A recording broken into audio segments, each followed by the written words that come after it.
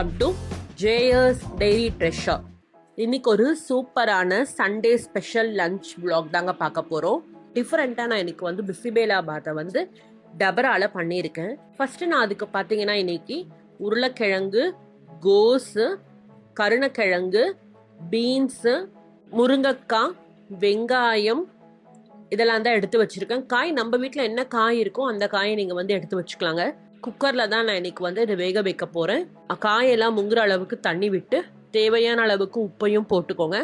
உப்பையும் போட்டுட்டு நல்லா வேக வச்சிடலாம். ஒரு 2 விசில் விட்டால் போதும். பருப்பும் பார்த்தீங்கன்னா துவரம் பருப்பு நான் இன்னைக்கு ஒரு 1/2 டம்ளர் வந்து எடுத்து வச்சிருக்கேன். ஸோ நான் இது வந்து இன்னைக்கு வந்து ஒரு 7 பேருக்கு செய்கிற மாதிரி வந்து நான் இன்னைக்கு பண்ணியிருக்கேன். அதையும் குக்கர்லேயே வேக போட்டுட்டேன்.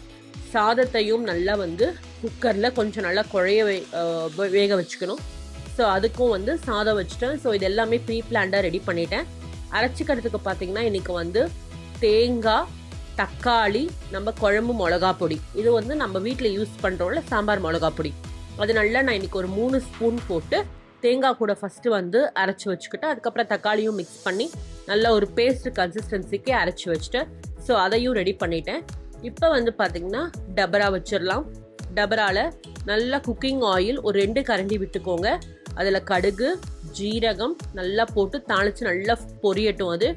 அதுக்கப்புறம் வந்து பார்த்தீங்கன்னா இந்த அரைச்சி வச்சுருக்கோம்ல அதை நல்லா இதில் போட்டுட்டு நல்லா அந்த பச்சை வாடை, பிகாஸ் நம்ம தேங்காய் எல்லாமே வந்து பச்சையாக தான், சாம்பார் பொடி எல்லாம் பச்சையாக தான் போட்டு அரைச்சிருக்கோம்.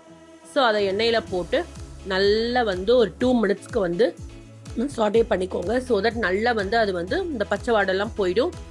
இப்போ மிக்சியில் ஏற்கனவே கொஞ்சம் வச்சுக்கலாம், அதுலேயே கொஞ்சம் தண்ணி விட்டு அந்த தண்ணியையும் அதில் விடுங்க. ஸோ தட் எல்லாமே ஒன்றா சேர்ந்து பாயில் ஆகட்டும். இந்த ஸ்டேஜில் பார்த்தீங்கன்னா நம்ம வந்து வேக வச்சிருக்கிற காயும் அதில் போட்டுடலாம், பருப்பையும் அதில் போட்டுடலாம். தேவையான அளவுக்கு உப்பையும் கொஞ்சம் போட்டுக்கோங்க. ஏற்கனவே காய் வேகும் போது உப்பு போட்டு வேக வச்சுருப்போம். பட் இது சாதத்தோடு செய்யணும். ஸோ அது ஏற்ற மாதிரி வந்து உப்பை போட்டுக்கோங்க. கொஞ்சம் மஞ்சப்பொடி போட்டுக்கோங்க. நம்ம பிசிபேலாபாத் பொடியின் கடையில் வந்து ரெடிமேடாக விற்பாங்க.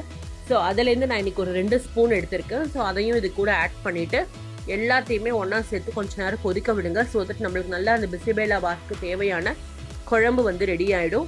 ஸோ இந்த ஸ்டேஜில் நம்ம சாதம் எடுத்து வச்சுருக்கோம்ல அதையும் இதில் போட்டுட்டு நல்லா வந்து போட்டு மிக்ஸ் பண்ணிக்கணும். அதை மிக்ஸ் பண்ணிவிட்டு சிம்மில் வச்சுட்டு நல்லா அந்த கட்டி சாதெல்லாம் இருக்கக்கூடாது, எல்லாமே ஈவனாக இருக்கிற மாதிரி நல்லா கரண்டியை வச்சு இந்த மாதிரி குழிக்கரண்டியை வச்சு நல்லா ஒரு கிளறணும். அதுக்கப்புறம் மூடி போட்டு நல்லா ஒரு 10 மினிட்ஸ்க்கு சிம்மில் வச்சுருங்க மூடி போட்டு. ஸோ தட் சூப்பராக வந்து அது நல்லா வெந்துடும்.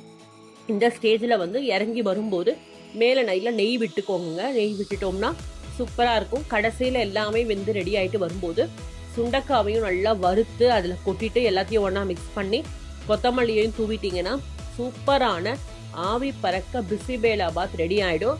இதுக்கு வந்து நான் இன்னைக்கு கூட வந்து பார்த்தீங்கன்னா கர்ட் ரைஸ் பண்ணியிருக்கேன். நல்லா தயிரை மட்டும் விட்டு கொஞ்சமாக வந்து தயிர் போட்டு பால் நிறைய விட்டு கடுகு உளுத்தம்பருப்பெல்லாம் தாளித்து சூப்பராக தயிர் சாதமும் ரெடி பண்ணிட்டேன்.